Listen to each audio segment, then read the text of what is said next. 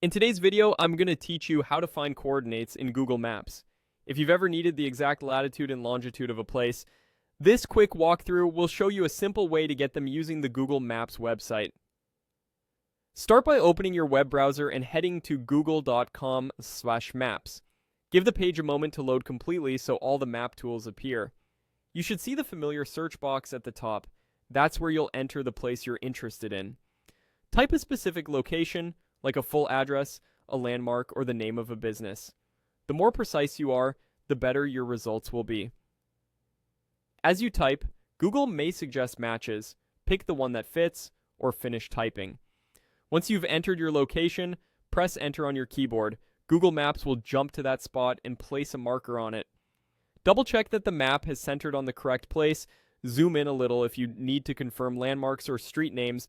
This helps ensure the coordinates you read are accurate for the exact spot you want. Now look toward the bottom area of the map window. After the location loads, you'll see a pair of numbers in decimal format. Those are the coordinates. The first number is latitude, which measures how far north or south you are from the equator. The second number is longitude, which measures how far east or west you are from the prime meridian. Positive latitudes mean north of the equator. Negative latitudes mean south, positive longitudes mean east of the prime meridian, and negative longitudes mean west. For example, a coordinate pair might look like 40.718, 74.060. That format is common and easy to share.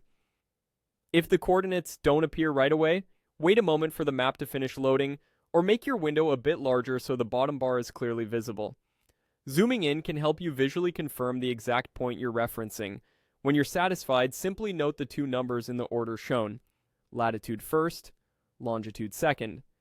That's all there is to it. Go to google.com/maps, search your location, press enter, and read the coordinates at the bottom.